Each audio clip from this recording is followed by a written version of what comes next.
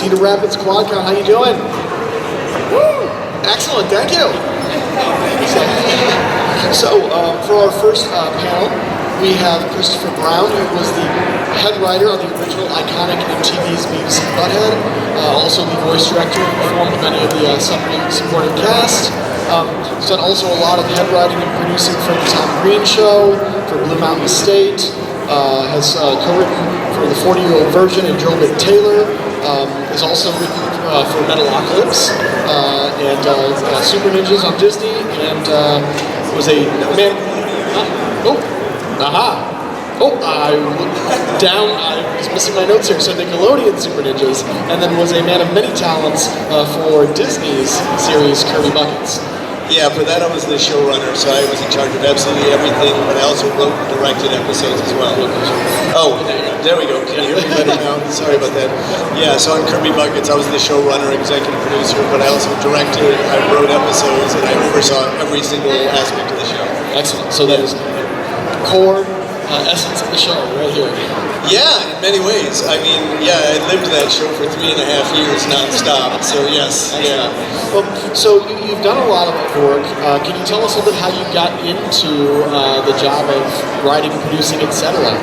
Yeah, well, I grew up in a small town in Wisconsin and loved comedy, things like Saturday Night Live, the early Saturday Night Live, Second City Television, Gilligan's Island, stuff like that. I went to university in Oshkosh, Wisconsin, and I took a TV writing course, and that was the difference right there. I was making Super 8 films back then, but suddenly writing television scripts was really exciting to me. The challenge of coming up with stories and filling blank pages. I was like, this is going to be a lifelong challenge if I choose to go that way. So I had one professor, though, who inspired me. And so I moved to California with only a few dollars in my pocket and tried to get a job. And I worked for a film producer for a little while. I got to read a lot of screenplays and learn more about screenwriting. My story has a lot of interesting twists and details, but I know we don't have much time. But I had an emergency appendectomy my first year in Los Angeles with no health insurance, and I needed any job that would pay me more money, and I got a job with Deke Animation, who did Saturday morning cartoons. I was working on G.I. Joe the cartoon and Super Mario Brothers the cartoon, so that's how I got into animation. I needed to pay my hospital bills, and Deke offered me a job that paid me $50 more a week. So, I didn't plan on working in animation, but once I got in there, I saw an opportunity, and I approached the head writer on Super Mario and gave him some ideas of mine and said, hey, would you give me some feedback? And he sent my ideas to people at NBC who picked one of my ideas, and that was how I got my first script sale. So I worked in animation for a couple of years on the production end and wrote a couple of scripts, and the guy who hired me at Deke was advising the producer when MTV was starting Beavis and Butthead, and they were looking for some writers that could get the show, and so the guy who hired me recommended me.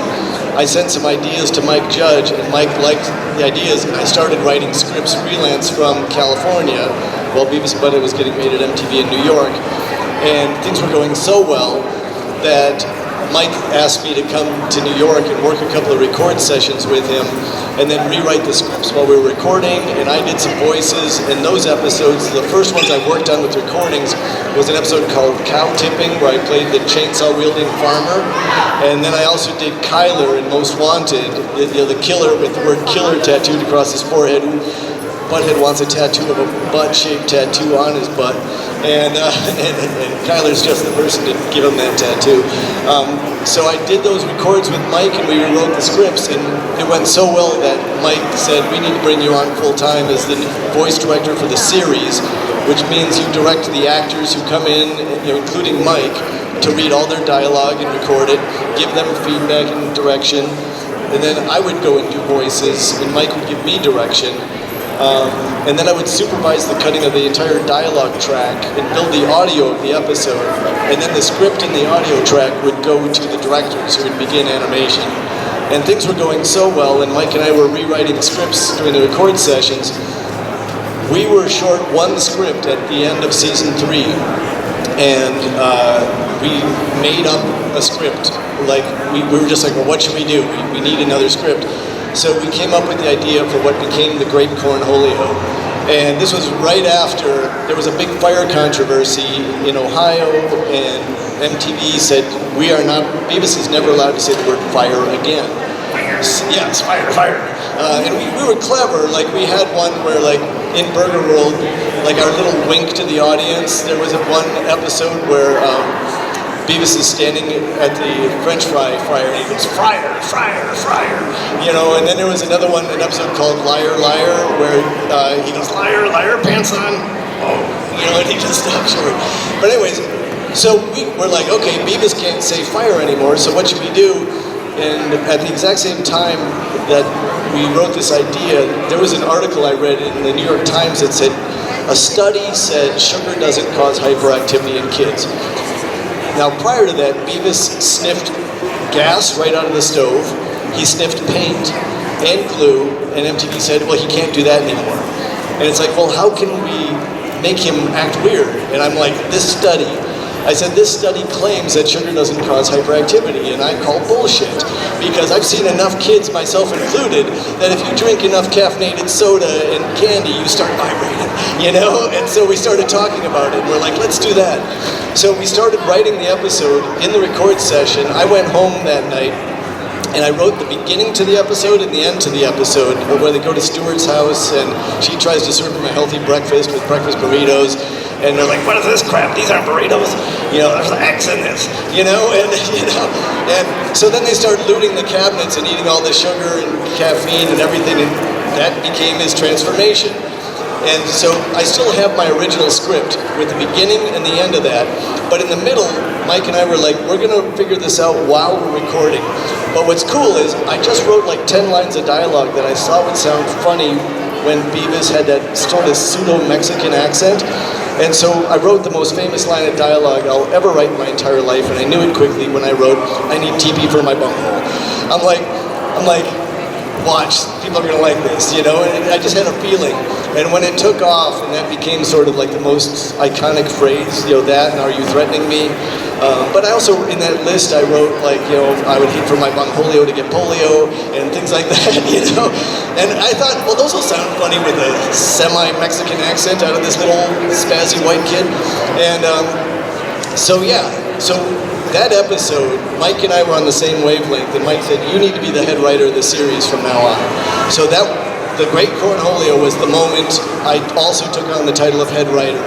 Till the end of the original series, through the movie Do America. I still write some freelance episodes for the new episodes, but it's an all-new crew entirely. MTV Animation broke up long ago.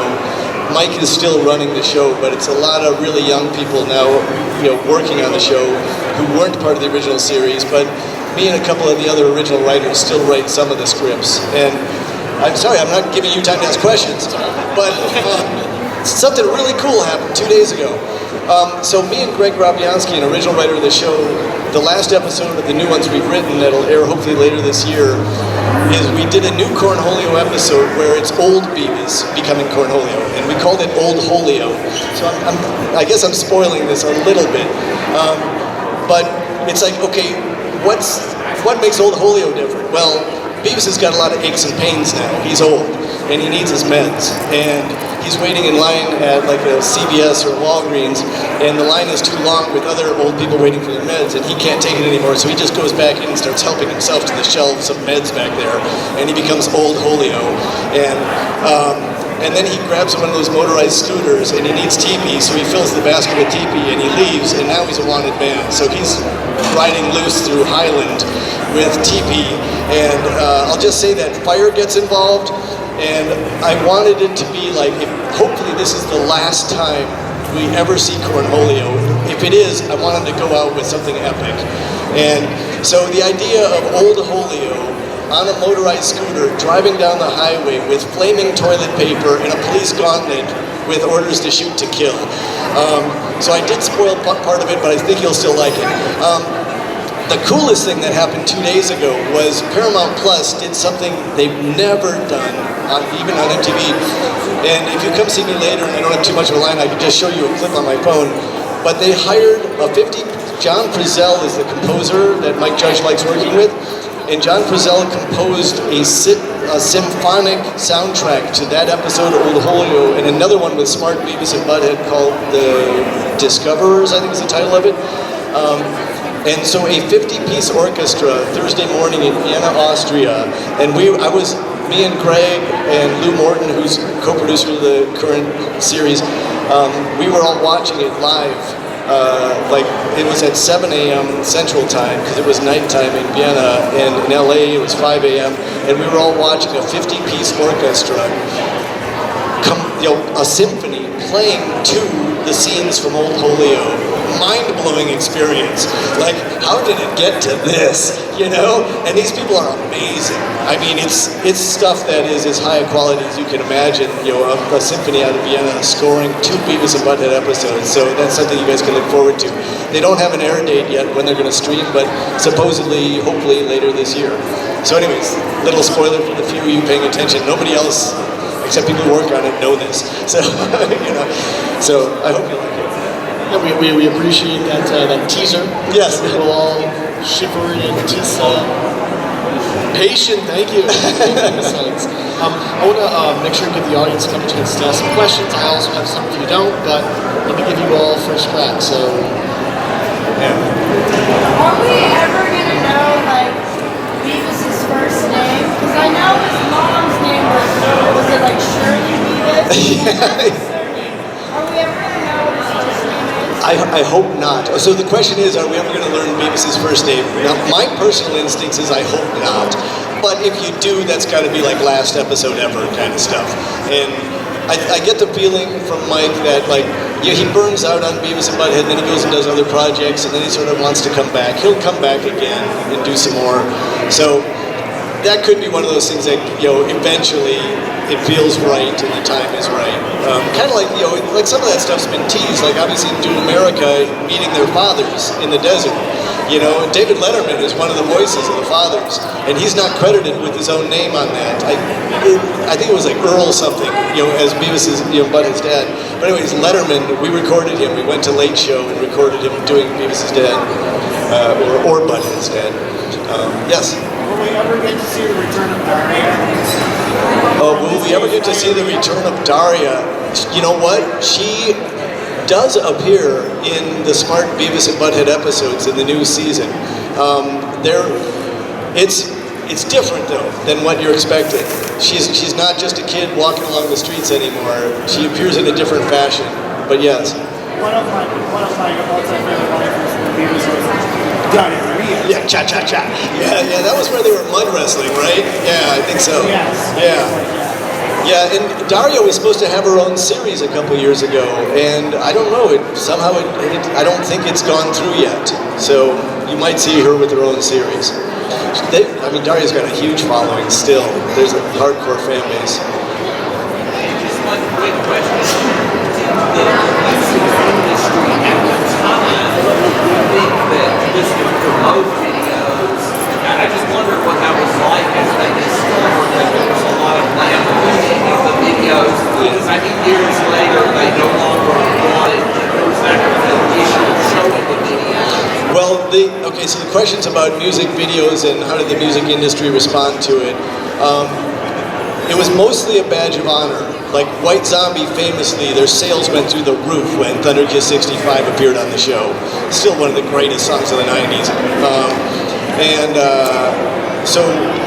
However, I personally had a bit of an issue with Kip Winger and his manager.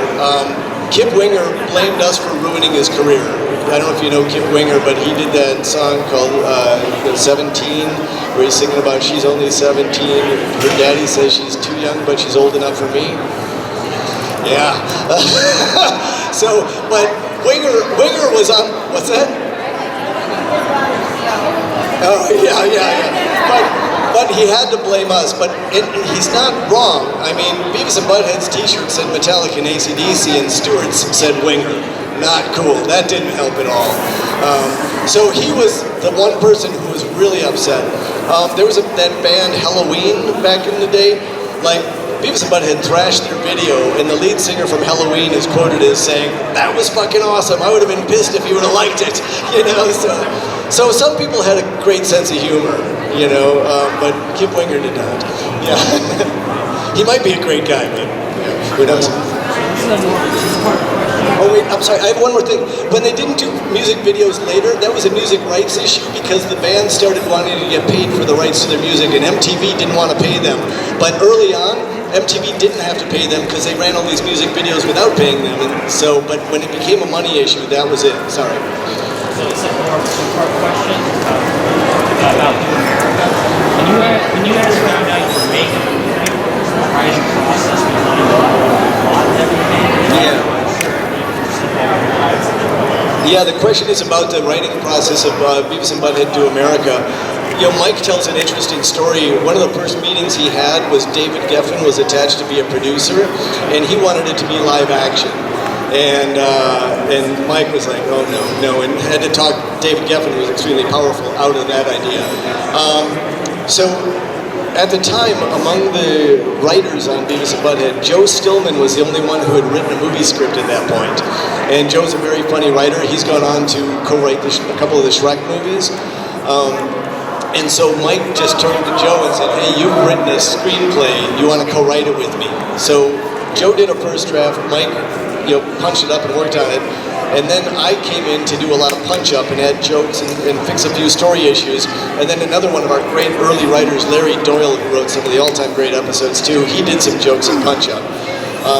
So that was the process. It was 4 of us writing the script. Unfortunately, because for me, Joe and Mike got to share screenplay credit because they did the first draft, and then me and Larry got screenplay or writing consultant credit on it. But yeah, I contributed a lot of jokes and solved the third act problem of, I was the one who came up with the idea. Beavis needed teepee when he was in Washington, D.C., and so he takes the Declaration of Independence and wipes his butt with that. Thank you. Yeah. How American, right? Really, we know we only have you for today, so we're going to kind of have to get you back to your table so you can meet the fans one-on-one. Before we close, though, is there anything that you, obviously there's a couple episodes you just talked about to tease us with. Are there any other projects you have on the horizon that you can talk about that you want people to look for? Wow. So things really changed in 2020 with COVID. I was developing a live action and an animated project at Nickelodeon, and then those sat on the shelf, and now all those projects from then are dead. So I've been stuck in development hell for a while. Other than writing some new Beavis and Buttheads, I've been developing all sorts of things, hoping some things will get going. And I just pitched on what I hope I can be a part of, which is Pop House. Is this company out of Sweden. They just bought all the rights to Kiss, all of their intellectual property, and they're going to develop it, and they're doing an animated series. And I just pitched them last week, and I had some pretty good. I grew up heavily influenced by Kiss, the original 4 members especially, but I still like them all the way through. So I wrote some twisted stuff there that I hope it was really well received, but who knows. And the last few months living in Wisconsin, I'm like, what can I do here? Like, it's really tough right now getting stuff through the pipeline in LA. And so I just wrote and filmed a TV pilot that I'm going to try to be selling in the next few weeks. It stars me on camera for the first time. And it's a spoof of Mutual of Omaha's Wild Kingdom. Does anyone know that show? But it's called Mutual of Ixonia's Mild Kingdom, and Ixonia is the small farm town I grew up next to, and I'm playing a Marlon Perkins type wildlife expert in this small farm town, and the animals there are like, the cows I call wildebeests, and they can threaten my lives, and I get attacked by this little black puppy that comes running at me and tackles me, and it's a prairie panther, and I've got a couple of sidekicks, and we do some really outrageous, dangerous stunts. So it's got elements of like classic wildlife show with a little Jackass mixed in, and maybe even a little Ted Lasso. It's small town, and it's got some heart in it. But it's going to be an interesting show to see how it's received, because it's like a loving spoof of the old wildlife show, but set in small town farming country. Wonderful. I don't have a podcast. I've done a couple of podcasts, but you know what? There's a guy named Sean Beard who has the world's largest collection of Beavis and Butthead merch in the world. He's a classic, interesting character, and we met randomly online, and he interviewed me during the pandemic, and he has a video podcast, and I did an episode, and I talked all about Beavis and Butthead, the TV series. It was supposed to be a 1-hour podcast. It's on YouTube. It went 3 hours. If you want to hear more of me rambling about stuff, it's called Late Night Morning Wood. Type in my name, and it's a 3-hour podcast. Hopefully you like it and get into it. Yeah, it's. I mean, for a 3-hour podcast, I think it's got like over 10,000 views now or something like that, which is kind of cool. But anyways, it's a really comprehensive interview about, because he's a super fan and asked a lot of questions, and we had fun doing it. But yeah, but thanks for asking. I don't have a podcast at this point. It just seems like that's where everything's going nowadays. Yeah. Everybody's podcasting. And then I was going to ask We gotta wrap this up. You can take it. Let's go to this table. you watch Skills on Evil? You watch Skills on Evil? No, I don't know that project. He asked if I watched Kill Tony. It sounds familiar, but we have to wrap this up. I'll step off and just tell me where I can see it. Yeah. YouTube. Oh, okay, Kill Tony. I'll come out. Cool, all right. Yes, yeah. So Christopher will be going back to his table. We'll be here the rest of the day. I'll be here the rest of the Okay, day. excellent. So thank you, Kristofer Brown, for joining us in Cedar Rapids. Cedar Rapids, please help me thank Kristofer. Thanks for coming out. It's fun to hear your questions, and I'm glad you guys are still kicking ass and you're cool. Thank you.